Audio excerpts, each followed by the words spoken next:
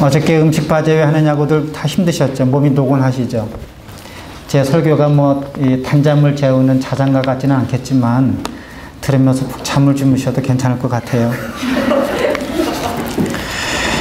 오늘 찬양대가 찬양을 했는데 예수에 관해서 4가지를 얘기했습니다. 내가 믿는 예수, 내가 속한 예수, 내 삶의 노래되고 나 삶의 이유가 되는 예수. 오늘 설교의 결론이자 시작이고 마지막 결론이고 그렇습니다. 그 가사들을 잘 생각하면서 오늘 또 제 설교를 들으면서 한번 생각을 해보시면 좋겠습니다. 오늘 이 사도행전 9장에 있는 말씀을 흔히 사도 바울의 회심에 관한 말씀으로 많이 이해를 합니다. 그런데 저는 이 본문을 사울의 위대한 회심만이 아니라 사울에 대한 소명의 기사로 그렇게 봐야 된다고 오늘 말씀드리고자 합니다. 그래서 회심뿐만이 아니라 하나님께서 사울을 왜 부르셨는가, 무엇을 위해서 부르셨는가 하는 말씀을 오늘 이 말씀을 통해서 보려고 하고, 그래서 이미 하나님께로부터 부름을 받은 분들은 하나님께서 여러분을 부르셨던 그 시간 또는 그 이유를 다시 한번 생각해 보시면 좋겠고, 아직 나는 하나님의 부르심을 받지 못했다고 생각하시는 분들은 하나님의 부르심이 무엇인가, 그 소명이 무엇인가 하는 것에 대해서 함께 생각할 수 있으면 좋겠습니다. 오늘 성경을 읽어보면 다메섹으로 사울이 가는 중에 일어난 일입니다.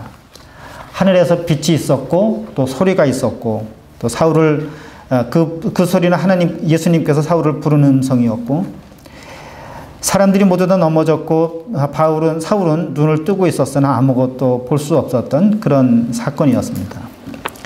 왜 갔는지는 설명드리지 않아도 여러분들이 아실 겁니다.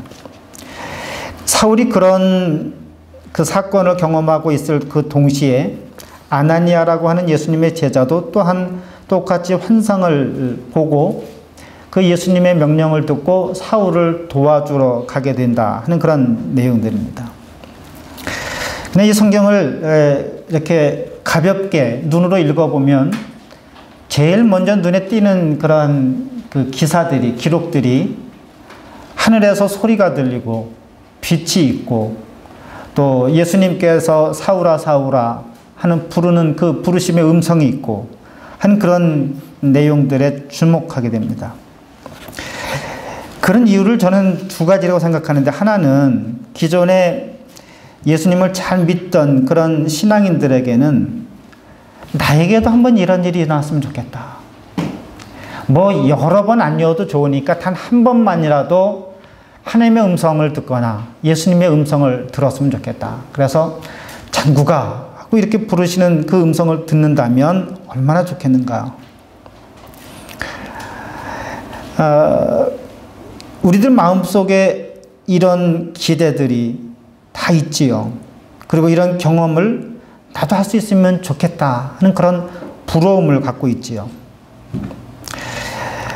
그래서 그런 부름이 있다면 무슨 일이든지 하나님께서 원하시는 일을 다 할 수 있을 텐데, 할 텐데 하는 그런 생각도 합니다. 그러나 여러분 다시 생각을 해보시죠. 이건 제 생각입니다만 만약에 뒤집어서 우리가 생각해 본다면 우리가 이렇게 지금 신앙생활하는 그 이유가, 이렇게 별 볼 일 없이 신앙생활하는 이유가 하나님이 직접 내게 말씀해 주지 않으셨기 때문인가? 가끔씩 교회에서 집사님, 권사님 올해 무슨 일 좀 맡으시지요? 하고 부탁을 하면 네, 한번 제가 기도해 보겠습니다. 물론 그 기도해 보겠다고 하는 말의 의미를 10분 이해합니다. 그런데 그렇게 기도해 보겠다는 분들이 대부분 보면 점잖게 회피할 때, 그렇잖아요. 점잖게 사양할 때 그 말씀을 합니다. 부탁하는 사람도 그냥 순식간에 또는 순간적으로 즉흥적으로 부탁한 것이 아니고 기도해보고 충분히 고려하고서 얘기를 하는데도 불구하고 내가 직접 하나님께 들어야 그 일을 하겠다. 하나님께 듣지 않았으니까 그 일을 못하겠다 하는 그런 핑계 수단이 되는 거지요. 또 다른 한편으로는 신앙을 갖지 않은 분들은 성경을 읽다 보면 이게 도대체 무슨 이해할 수 없는 그런 일인가. 그래서 그런 좀 이해하기 어려운 그런 본문으로 생각합니다. 어렵죠. 우리들의 요즘 사고방식이나 기준으로 가지고는 이런 종교적인 현상들, 신비한 현상들이 그건 뭐 성경에 있는 일이지 지금도 그런 일이 있을 수 있을까 하는 그런 생각을 하게 됩니다. 그래서 지금 아주 그 이성이 발달한 현대와는 전혀 맞지 않는 아주 오래오래 전에 있었던 그런 신화적인 얘기로 그렇게 치부해버리고 맙니다. 근데 이런 신비한 현상들은 사실은 수없이 많습니다. 일일이 다 열거할 수도 없고 우리가 알지 못하지만 신비한 현상들은 충분히 있습니다. 초자연적인 현상들 뿐만 아니라 종교적인 이유만이 아니라 종교적인 상황에서만이 아니라도 초인간적인 초자연적인 그런 일들은 사실은 수없이 많습니다. 다만 오늘 이 본문에서 우리가 이해하고 봐야 할 그런 내용은 구약에서 보이는 또는 유대인들이 당시 갖고 있었던 그 신앙의 관점에서 보면 하늘이 열리고 소리가 나고 지진이 나고 빛이 나고 하는 그런 일들은 하나님께서 사람들 가운데 오시는 그런 사건들이 그런 일들이 있을 때 같이 동반되던 그런 자연적인 현상들이었습니다. 오늘도 여기 이 성경 본문을 보면 구약 성경, 뭐 그때 당시에는 마태복음, 누가복음, 사도행전이라는 것이 없었던 그런 시대니까 그런 어떤 신적인 계시, 예전에 구약 시대로 보자면 하나님이 사람들에게 나타날 때 동반되던 여러 가지 자연적인, 초자연적인 그런 사건들인데 오늘 본문에서 독특한 점은 그 하나님이 나타날 때 일어났던 그런 사건들이 예수님이 나타날 때 동반되었다고 하는 점입니다. 그렇기 때문에 오늘 성경을 보면서 이것이 초자연적인 현상이다라고 하는 것으로 보는 것이 중요한 것이 아니라 하나님이 드러날 때, 하나님께서 이 땅에 오실 때, 사람들에게 오실 때 나타났던 그런 여러 가지 일들이 부활하신 예수님에게 적용되었다고 하는 거예요. 오늘 여기 성경 말씀을 보면 누가복음의 저자는 오늘 본문을 통해서 예수님을 똑같이 하나님과 같이 우리들의 주님으로 그렇게 소개하고 있습니다. 10절에 보면 아나니아를 통해서 주라고 그렇게 고백되고 있고 20절에 보면 회심한 바울의 입을 통해서 하나님의 아들 예수는 그리스도라고 그렇게 사람들에게 선포되어졌다고 우리들에게 소개하고 있는 겁니다. 더군다나 그 하늘의 음성을 통해서 내가 왜 나를 박해하느냐. 그래서 지금 사도 바울이 예수님을 직접 박해하고 있는 것이 아니라 예수님의 제자들을 박해하는데 예수님은 예수님의 제자들을 본인과 동일하게 생각하셨어요. 그래서 예수님께서 하나님과 같은 존재이시지만 그 제자들을 또 백성들을 인격적으로 관계하고 계시다고 하는 것을 오늘 이 본문은 우리들에게 전해주고 있는 겁니다.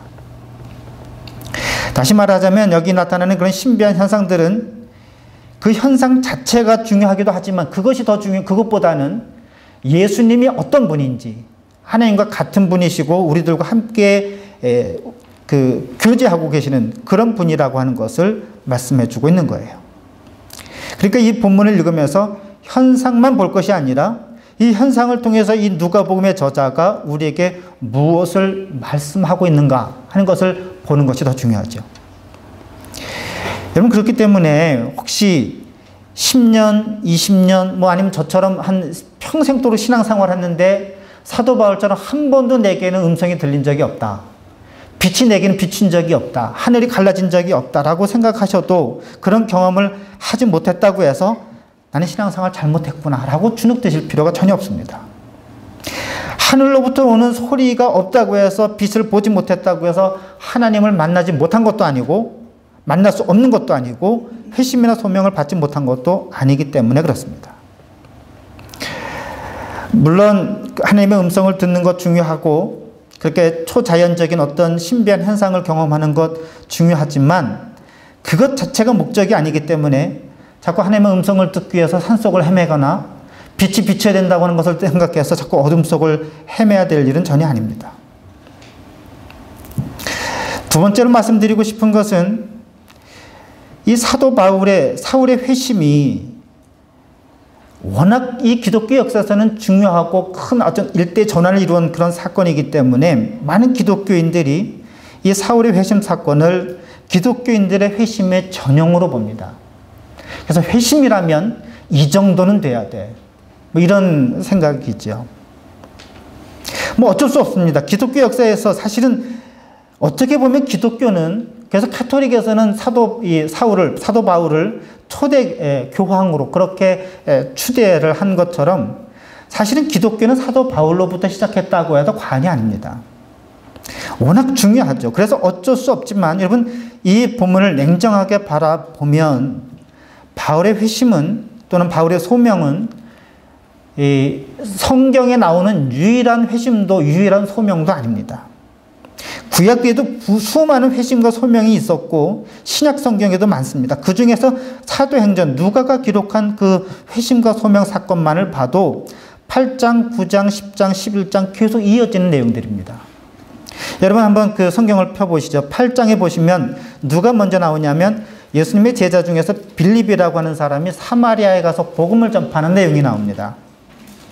사마리아는 유대인이지만 이방인들과 결혼해서 피를 섞어서 유대인도 아니고 이방인도 아닌 그런 어중간한 사람입니다. 근데 빌립이 그 사마리아 지역에 가서 복음을 전했는데 많은 사람들이 빌립의 선포에 귀를 기울였습니다. 그 중에서도 시몬이라고 하는 사람이 있었는데 이 시몬은 마술을 불려서 사람들을 놀라게 했고 그리고 스스로 큰 체한 사람이었다고 누가는 기록합니다. 많은 사람들이 그를 따랐다고 얘기합니다. 근데 이 시몬이라고 하는 사람이 빌립이 예수를 전하니까 그 말을 듣고 세례를 받았습니다. 다시 말하면 회심한 거지요. 수많은 사람 중에 이 누가는 시몬이라고 하는 한 사람의 예를 든 겁니다. 어떤 사람들 중에서 유대인도 아니고 이방인도 아닌 사마리아 중에서 이런 사람도 있다고 하는 그런 대표하는 그런 유대인들이나 이방인들 어느 쪽에도 속할 수 없는 사람들을 대표하는 사람으로 시몬의 예를 든 겁니다.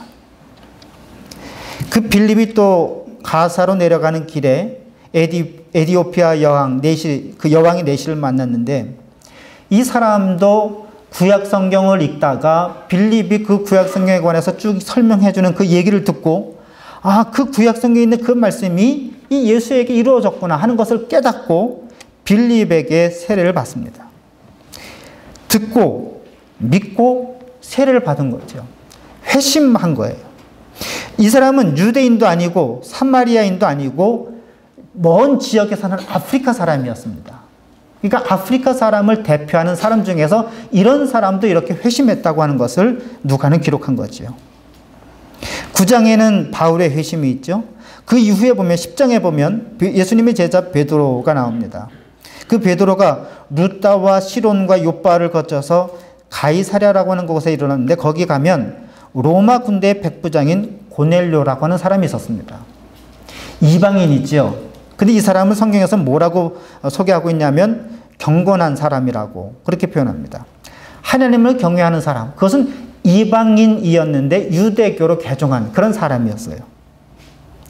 베드로가 고넬료와 그 집에 들어가서 고넬료와 그 가족 모든 사람들에게 역시 예수를 전하니 그들이 믿고 세례를 받았습니다. 이 사람은 이방인이었지만 유대교로 개종한 그런 비유대인 중에 회심한 사람을 대표하는 그런 사람이죠. 어떻게 그 회심했던 사람들을 다 기록할 수 있겠어요? 그러니까 많은 사람이 예수를 믿고 따랐지만 그 말씀을 듣고 예수를 믿고 세례를 받았지만 이런 사람도 있었다고 하는 것을 누가는 기록한 겁니다. 자, 여러분 보세요. 사울의 회심과 소명은 유대인이었지만 유대인도 아닌 또는 이방인도 아닌 그런 사마리아 사람 시몬, 나라와 인종이 다른 에디오피아의 네시, 이방인이었지만 유대교로 개종한 이방인 백부장, 이런 여러 사람들을 대표하는 이야기 중에 하나입니다. 그렇기 때문에 그것이 가볍다거나 중요하지 않다는 그런 이야기가 아니라 많은 회심한 내용들 중에 소명을 받은 사람들 중에 하나라고 하는 것이죠. 이 모든 사람들이 다 예수에 관해서 전해주는 말씀을 듣고 믿고 세례를 받았습니다. 세례를 받았다고 하는 것은 기독교에 가입한다고 하는 그런 뜻이에요. 지난 부활절에도 이제 세례를 받았는데 그 세례를 받았다고 하는 것은 이 공동체의 멤버가 된다고 하는 그런 뜻입니다. 출신이나 인종이나 사람은 달랐지만 예수를 전해준 그 사람의 이야기를 듣고 모두가 다 예수를 믿는 그 믿음이 생기고 세례를 받았다고 하는 것은 공통된 점들이죠. 이 사울의 소명이 아주 유별나고 독특하다고 하는 분들 중에서 그래서 사울이 이렇게 회심해서 예수님을 만나고 난 다음에 변해서 바울이 됐다 하는 그런 말씀들 많이 들으셨을 겁니다. 저하고 사도행전을 먼저 공부하셨던 분들은 제가 여러 번 얘기해서 이미 다 아시는 내용이지만 사울은 두 가지 이름을 다 갖고 있었어요. 이방에서 그 다소라고 하는 곳에서 출생했기 때문에 이방 지역 이름이라고 하는 바울도 있었고 히브리식 이름인 사울도 있었던 거예요. 만약에 회심해서 사울이 바울이 됐다면 회심한 그 이후로 즉시로 그 사람을 바울로 불렀어야 하지요. 근데 누가가 이 사울을 바울로 부른 것은 13장에 가서 나옵니다. 여기서는 뭐냐 하면 사도 바울이 이제는 유대교 그 지역에서 했던 것이 아니라 이렇게 회심하고 나서 이방 지역에서 복음을 전하기 시작할 때 누가가 사울이라고도 하는 바울이 그래서 그 다음부터는 바울로 이름이 불려져요. 마치 우리가 여기 미국에 살면 이름이 김창국이라고 하는 한국식 이름도 있지만 미국 사람들을 만나면 사람들이 찬국이라는 이름을 잘 못하니까 뭐 제임스 킴, 폴 킴, 뭐 데이비 킴 이렇게 부르듯이 그렇게 영어 이름을 갖듯이 사울이라고 하는 이름은 바울이라고 하는 그런 유대식 이방식 이름을 둘 다를 갖고 있었던 거예요. 따라서 사울의 회심은 여러 회심 중에 하나이지 반드시 모든 사람들이 모든 기독교인들이 모든 넌 크리스찬들이 기독교인이 될 때 거쳐야 하는 유일한 과정은 아니라고 하는 것을 말씀드리는 거예요. 물론 이 사울의 회심으로부터 우리가 배워야 하고 본받을 것은 분명히 있지요.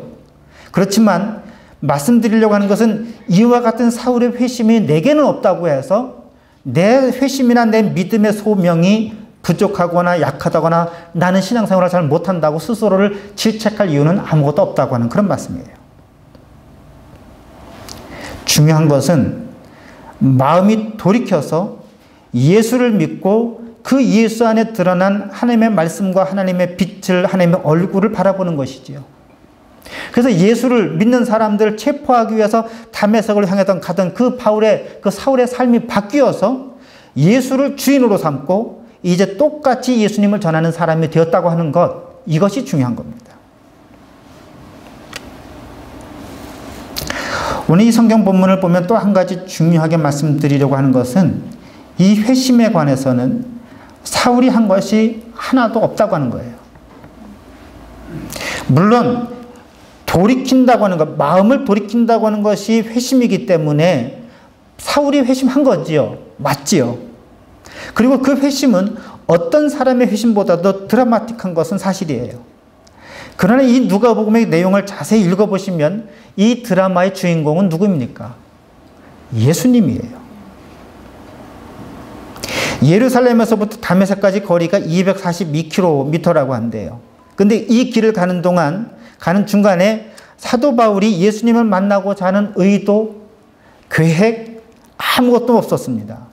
단지 예수님을 믿는 사람들을 잡아가려고 살기등등해서 갔던 거예요. 근데 그 바울이 변화된 겁니다. 스스로 변화한 것이 아니라. 그래서 극적인 회심을 강조하는 많은 분들이 나는 그 부흥 집회에 갈 생각이 전혀 없었어. 그래서 내가 계획했던 것이 아니야. 그런데 그곳에 가서 내가 은혜를 받았어. 라는 말씀들을 참 많이 합니다. 이 사도 바울의 회심뿐만 아니라 우리 감리교회를 시작한 존 웨슬리 목사님의 회심도 그 예로 잘 사용이 됐지요. 그 웨슬리 목사님이 쓴 일기에 보면 그날 저녁에 모라비안 교도들의 집회에 가고 싶지 않았지만 그래서 일기에 보면 unwillingly 그 집회에 갔는데 거기서 설교를 듣고 회심했다고. 그래서 나는 전혀 그럴 의사도 없고 계획도 없었는데 내가 이렇게 회심하게 된 것은 전적으로 내 계획이 아니라 하나님의 뜻이라고 하는 어떤 그런 극적인 그 회심을 설명하려고 얘기하는 경우들이 많습니다. 맞습니다. 틀리지 않습니다. 근데 중요한 것은 사울이 스스로 변한 것이 아니라 변화된 것이며 스스로 회심한 것이 아니라고 하는 것은 분명합니다. 이 드라마의 주인공은 예수님이라고 하는 거예요.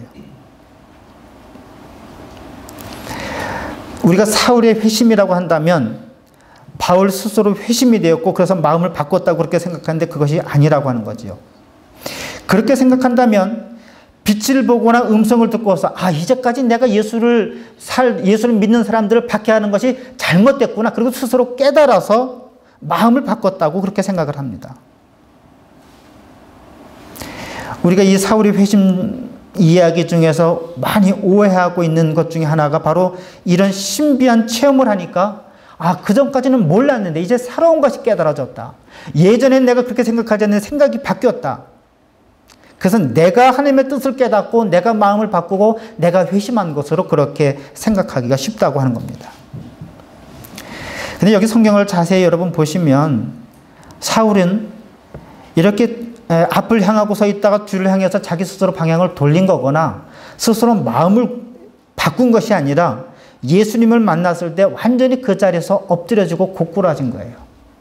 자기 자신이 완전히 포기된 거죠. 그 사건을, 그 내용을 누가는 그 사람이 떴지만 아무것도 볼 수 없었고 사흘 동안 먹을 수 없었고 이제 다른 사람들이 이끌고 가던 그 사울이 다른 사람의 손에 이끌려서 가게 되는 그런 모습이라고 설명합니다. 다시 말하면 완전히 죽음을 체험한 거고 예전의 모습이 완전히 그건 뭐라고 그러죠? 벌레들이 마치 번데기를 벗듯이 예전의 삶은 완전히 포기될 수밖에 없었던 그런 상황. 자아가 완전히 죽을 수밖에 없었는 그런 상황. 이런 상황에 대해서 사울은 그 예수님의 강권적인 부르심에 의해서 변화되었다고 하는 점이에요. 이렇게 사도 바울이 또는 사울이 환상을 보고 또는 빛을 체험하고 소리를 듣고 회심하고 소명을 들었다고 하는 것을 좋아하고 그런 분들은 이 본문을 통해서 그렇게 환상과 신비한 체험을 보지만 그렇게 거꾸러지고 사흘 동안 아무것도 먹지 못하고 아무것도 보지 못하고 남의 손에 이끌려 살게 됐던 그 삶의 모습은 별로 생각하지는 않습니다.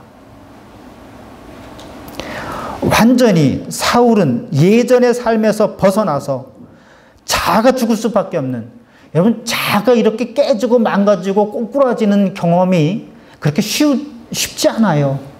이렇게 변화된다는 것이 그냥 마음 돌리는 것처럼 우양우에서 자양자로 마음 바꾸는 것처럼 몸 바꾸는 것처럼 그렇게 쉽게 일어난 일이 아니라고 하는 거예요. 이렇게 사울은 살기 등등했던 그 기세가 완전히 납작 엎드러지도록 고꾸라졌지요. 근데 요한 웨슬레 목사님의 경우에서는 정반대였습니다. 이때 요한 웨슬레 목사님 풀이 잔뜩 죽어 있었지요. 야심차게 영국으로 향해서 이 조지아주로 인디언 선교를 왔는데 2년 동안 인디언들을 한 명도 전도를 못합니다. 거기다 조지아 총독인 딸에게 프로포즈를 했는데 보기 좋게 차였어요. 그래서 선교에도 실패하죠. 연애에도 실패해요. 그리고서는 이제 영국으로 다시 돌아옵니다. 근데 배 안에서 큰 태풍을 만나요. 목사인 자기는 목숨을 걸고 조지아로 선교 갔던 그 자기 자신은 이 태풍 때문에 죽나 보다 하고서 두려워 빠지는데 거기 있는 한 교도들이, 평신도들이, 모라비안 교도들이 찬양을 부르는데 그 얼굴이 그렇게 평온할 수가 없었대요. 저 사람들은 도대체 이런 죽음의 위험 속에서도 어떻게 저렇게 얼굴이 평온할 수가 있을까? 완전히 넉다운 돼가지고 그리고 영국에 돌아온 거죠. 그리고서는 시리에 잔뜩 빠져 있었던 겁니다. 선교에도 실패했죠. 신앙에도 실패했죠. 연애에도 실패했죠. 그런데 그래서 그날 집회에도 가고 싶지 않았는데 그 집회를 갔다가 새롭게 마음이 뜨거워지고 회심하게 된 거죠. 그래서 사울은 살길 등등해서 예수 믿는 사람들을 잡으러 갔다가 완전히 폭삭 무너지는 그런 경험을 했는데 요한 웨슬레 목사님은 실에 쳐서 잔뜩 무너졌던 그 요한 웨슬레의 자아가 예수님을 만나서 다시 살아나는 그런 경험을 하게 된 겁니다. 방향은 다 달랐지만 공통된 것은 예수님을 새로 만남으로 해서 하나님 안에 있는 새로운 생명력을 얻었다고 하는 점이지요. 이렇게 예수님을 만나서 그 예수님 안에 있는 하나님께서 주시는 새로운 생명을 만나서 삶이 변화된 사람들도 있지만 거꾸로 된 사람들도 있습니다. 혹시 여러분 저 신문 기사에서 읽으셨는지 모르겠지만 한때 그 뭐라죠? 대도 조세영이라고 혹시 신문 기사 보셨어요? 75살이 됐는데, 그러니까 한국 나이로 하자면 76 됐겠죠? 빈집에 몰래 들어가서 거기서 금품을 훔친 혐의로 체포가 됐습니다. 한때는 대도라고 여러분 그 신문에 오르내렸죠. 근데 이분이 어떻게 됐냐 하면 교회를 다녔고 신앙을 가지게 됐고 집사가 됐고 전도사가 됐고 나중에는 목사가 됐습니다. 그래서 여러 군데 간증 집회를 다녔대요. 저는 한 번도 들어본 적이 없습니다. 매스컴까지 나와가지고 자기의 회심의 얘기를 했답니다. 그런 사람들이 이 사울의 이야기를 들은 것과 똑같이 이 조세영 씨의 이야기를 들으면서도 그래 저렇게 도둑 놈이었던 사람이 목사가 됐으니 얼마나 왜 나에게는 저런 드라마틱한 일들이 벌어지지 않을까? 왜 나에게는 이렇게 이런 회심은 특별한 사람에게만 나타날까? 그러니까 저 사람은 목사가 되고 매스컴에도 나오고 뭐 이렇게 유명세를 타는 거 아닌가 하는 그런 부러움이 없지 않아 있지요. 그래서 이런 특별한 회심은 특별한 몇몇 사람에게만 주어지는 특별한 하나님의 은혜라고 그렇게 생각하는 경우들이 있습니다. 근데 여러분, 물론 심리적으로나 여러 가지 면에서 다시 봐야 되겠죠. 왜냐하면 도둑이나 도박이나 한번 몸에 인이 배기면 벗어나기가 힘들어요. 그러니까 이게 완전히 회심된다는 게 정말 변화된다는 게 어렵으니까 아예 손을 안 대는 게 제일 좋습니다. 혹시 여러분 심심해서 한 번이라도 두 번이라도 했으면 그걸로 그냥 끝내셔야 돼요. 중요한 것은 그가 목사가 됐다는 것이 중요한 것이 아니라 간증 집회 가서 그렇게 여러분 한 번 얘기하는 거 두 번 얘기하고 세 번 얘기하면 얘기는 얼마든지 드라마틱하게 꾸며낼 수 있어요. 저도 제가 암에 걸렸다가 얘기를 한 번 하고 두 번 얘기하면 기도했더니 하나님께서 살려주셨다고 얼마든지 얘기할 수 있어요. 중요한 것은 그런 드라마틱한 얘기가 중요한 것이 아니라 그의 삶이 얼만큼 진실되게 삶이 변했는가. 오늘 찬양처럼 예수 안에서 삶의 이유와 의미와 목적을 찾았는가.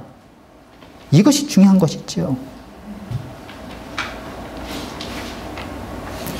여러분 오늘 본문의 또 다른 한쪽을 여러분 보시죠. 우리는 사도 바울을 위대하게 여긴 나머지 모든 그 사도 바울에 관한 이야기를 다 그렇게 결과론적으로 꿰어 맞춥니다. 우리가 오늘 읽은 본문처럼 그렇게 막 예수를 박해하던 사람이 예수님을 만나서 변화되는 그런 신비한 경험도 했지요. 또 하나님께서 미리 크게 쓰실 사람이니까 율법도 공부 많이 하는 그런 준비된 사람이었죠. 더군다나 다소라고 하는 이방 지역에서 출생했으니까 이건 베드로와는 전혀 비교도 할 수 없는 그런 문화적인 환경, 사회적인 환경, 경제적인 환경 속에서 자랐어요. 그러니까 하나님께서 그를 부르셨지. 그래서 하나님께서 그를 정말 큰 사도로 쓰셨지. 라고 그렇게 생각합니다. 물론 여러분들이 여기서 공부하면서 배운 그런 일들이 뭐 운동을 하면서 배운 거든지 아니면 뭐 게임을 하면서 취미생활로 배운 악기든지 무엇이든지 다 하나님의 사역을 위해서 사용될 수 있습니다. 그러니까 잘 하셔야 돼요. 많이 배워둬야 합니다. 그런데 이 사도 바울에 관한 말씀을 우리가 읽으면서 하나님께서 미리 그렇게 크게 쓰실 분이니까 미리 율법도 준비하게 하시고 미리 배우게 하시고 미리 이방 지역에서 태어나게 하시고 이런 모든 것을 다 그런 결과론적으로 맞춘다고 하는 거예요. 그 반대편에 생각해 보자면 나는 그런 가정 배경도 없고 그런 출신 지역도 없고 그렇게 훈련 받지도 않았으니까 나는 부름을 못 받는 것이 아닌가 한 그런 좌절감과 패배감이 있는 거지요.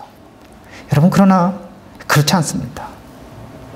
중요한 것은 오늘 누가복음의 저자가 우리에게 전해주듯이 예수님의 제자 아나니아도 예수님을 주라고 고백한 것처럼 변화된 사울도 예수님을 하나님의 아들 그리스도 주라고 고백한 것처럼 우리들의 삶 속에 예수를 만나고 예수를 주라고 고백하는 것이 먼저이고 그게 더 중요합니다.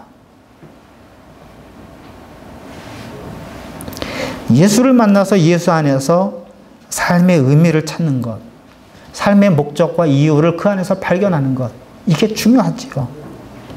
그러면 여러분, 나는 예수를 만난 적이 없는데요? 라고 그렇게 생각하시죠. 저도 예수를 만난 적이 없습니다. 한 번도 제가 예수님 만나서 같이 식사해 본 적도 없고 만나서 포옹해 본 적도 없어요. 고기잡이를 하다가 예수님을 만난 그런 베드로나 안드레나 또는 이렇게 다메섹 길 위에서 환상 중에 예수님을 만난 경험이 없습니다. 그러나 그렇게 예수님을 만나야만 꼭 예수님을 만나는 건 아니잖아요. 여러분들이 유명한 소설가 누구예요? 뭐 어느 누구든지 그 사람하고 같이 밥을 앉아서 밥을 먹어야 그 사람을 만나는 건 아니잖아요. 우리가 여기 지금 여러분들의 그 선배잖아요. 땅콩 박사. 최초의 흑인 대학생이고 최초의 흑인 박사고 최초의 흑인 교수이고 그 사람을 꼭 만나서 악수를 하고 포옹해야만 그 사람의 사상이나 그 사람의 신앙을 배우는 건 아니잖아요. 사울에게 임했던 그런 경험이 있어야만 반드시 소명이 있는 사람이고 회심이 있는 사람이고 훌륭한 사도가 됩니까? 그런 건 아니에요. 우리 한국 기독교 역사는 참 독특합니다. 왜냐하면 선교사들이 와서 복음을 전하기 전에 이미 스스로 우리 선조들은, 조상들은 중국을 통해서 전해져 온 그런 책들을 통해서 기독교를 접하고 예수를 믿게 됐어요. 이미 그래서 기독교 역사를 이제 새롭게 써야 된다고 하는 것이 최근에 신문에서도 제가 봤습니다. 중국에 갔던 역관들이 조선이 이제 이 주작이나 성리학이 이 중국에서 들어온 철학으로서는 더 이상 나라가 지탱할 수 없다고 하는 것을 생각하고 스스로 역관을 자청해서 중국에 갑니다. 중국에서 여러분들이 세계사 시간에 배웠던 마테오 레치가 쓴 천주시리 같은 책을 보면서 여기에 새로운 길이 있구나 라고 하는 것을 깨달아요. 그래서 그들이 성경을 읽고 예수를 새로운 주로 고백하고 믿게 됩니다.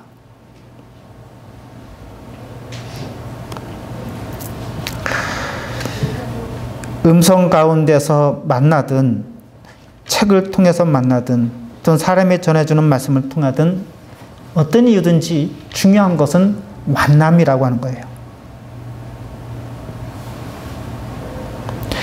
그래서 오늘 이 본문을 통해서 말씀드리고자 하는 중요한 내용은 사울이 만나고 싶어서 만난 것이 아니라 예수님께서 사울을 부르셨고 그 마음을 바꿔놓으셨고 그 만남 때문에 사울의 삶이 인생이 바뀌었다고 하는 거죠. 정확히 말하면 이제까지 살기 등등했던 그 사울의 삶이 예수님을 만나서 꺾인 거예요. 오늘의 이 본문을 사울의 극적인 회심의 시각을 고정하고 성경을 읽게 되면 이 사도행전을 읽으면 역시 그 관점에서 사도행전을 다 읽게 됩니다. 그래서 사도행전은 몇 번에 걸쳐서 선교여행을 갔다고요? 3번에 걸쳐서. 교회를 몇 개나 세웠다고요? 그 검색해도 잘 안 나와요. 마치 성경을 중고등부 시절에 퀴즈 대회 출전한 목적으로 그렇게 성경을 읽게 돼요. 근데 사도행전에 누가가 그렇게 많은 지면과 시간을 할애해서 사도 바울에 관해서 기억하려고 하는 것은 사도 바울을 통해서 교회가 몇 개 세워졌는지, 사울이 1차, 2차, 3차, 4차 선교여행을 갔는지 하는 것이 중요한 목적이 아니었습니다. 주된 목적은 나무에 매달려서 비참해 죽었던 인생인 줄 알았던 그 예수를, 하나님을 모독했던 신성모독으로 죽임을 당했던 그 예수를, 그래서 누구나 다 생각했을 때 실패자라고 생각했던 그 예수를 만난 사울이 예수를 만나고 난 이후에 삶이 변화되어서 그 예수의 삶 안에서 하나님의 경륜과 섭리를 깨달아 알게 됐다고 하는 거예요. 그래서 그가 참된 자신의 모습을, 참된 인간다운 모습을, 참된 삶의 모습을 되찾았다고 하는 것이죠. 복음이 이방에까지 어떻게 전해졌는지, 로마에게 어떻게 전했는지 그거 참 중요합니다. 그것이 중요하지 않은 것은 아닙니다. 그러나 그것은 두 번째, 세 번째, 그 다음 부차적인 문제였지요. 중요한 것은 예수를 알게 되고 그 예수를 만난 한 인간이 삶의 의미와 목적을 어떻게 바꾸었는지, 어떻게 삶이 변화되었는지 하는 것이 중요하다는 그 말씀이에요.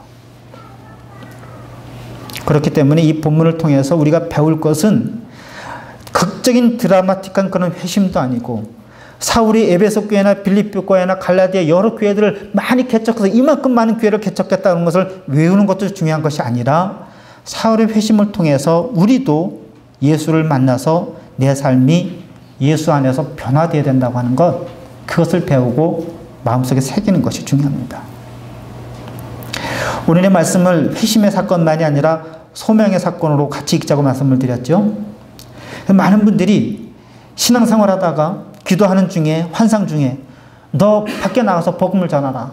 그러면 내가 갖고 있었던 직장도 직업도 다 포기하고 갈 의사가 있다고 그렇게 말씀합니다. 근데 갈 준비는 돼 있는데 왜 소명을 안 주시나? 제가 페이스북에다 그런 얘기를 올리려고 하다가 말았어요. 내가 북한에 특사로 갈 준비가 다 되어 있는데 왜 나를 안 부르나?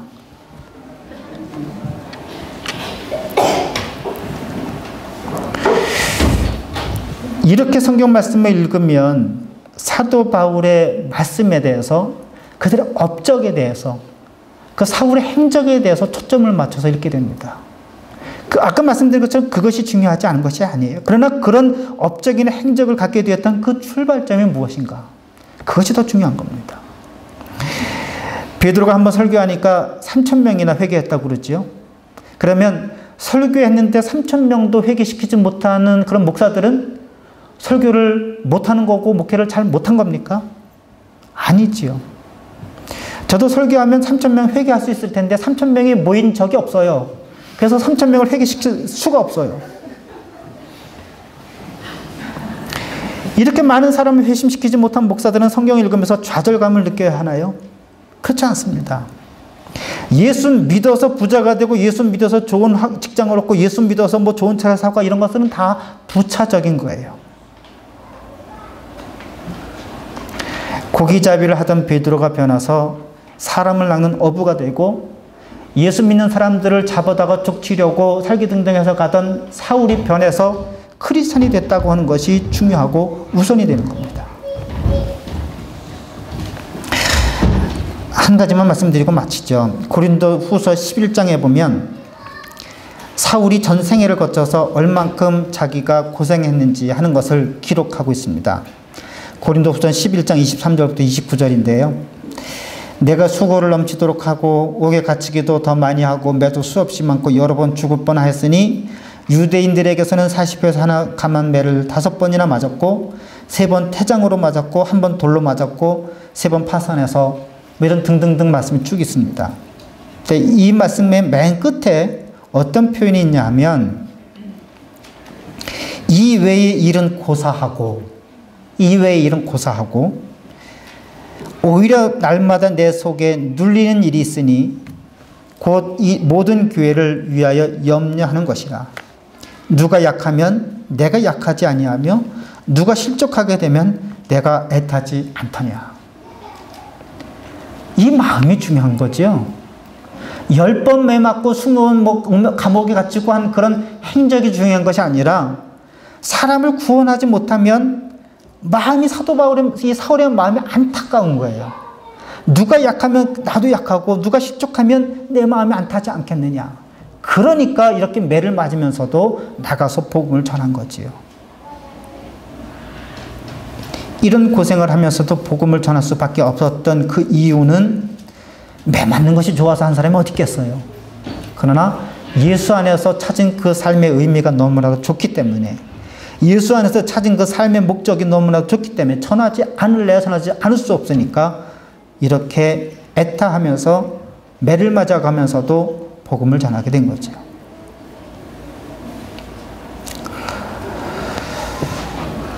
이 모습이 바로 사울이 변해서 제대로 된 그 사람의 모습, 크리스천의 모습을 설명하고 있는 것이 아닌가 싶습니다. 그렇다면 여러분, 오늘 이 성경 말씀을 읽으면서 애굽에 가서 백성을 구하는 것도 중요하고 소아시아에 가서 선교를 하는 것도 중요하지만 그것보다 먼저 이루어져야 할 것은 내 안에 하나님께서 우리에게 주신 생명을 가진 사람으로, 요한복음의 말씀대로 표현하자면 예수 안에서 길과 진리와 생명을 발견하는 그런 삶이 예수를 만나서 예수를 통해서 있어야 된다 하는 겁니다. 예수가 길이라고 하는 것을 깨닫고 예수 안에 예수의 생명, 내 안에 예수님께서 주신 생명을 간직하고 그리고 진리를 품고 그 진리를 전하려고 하는 그런 마음, 그런 마음이 애타게 마음속에서 우러나오는 그런 마음, 이것이 먼저 중요하다고 하는 말씀입니다. 환상을 보는 것이 중요하지만 예수를 만나는 것이 더 중요합니다. 소명을 얻는 것도 중요하지만 예수 안에 내가 먼저 하나님의 사람으로 거듭나는 것이 더 중요합니다. 오늘 한 주간의 삶이 이 말씀을 통해서 여러분들에게 이루어지기를 주님의 이름으로 축원합니다. 기도하겠습니다.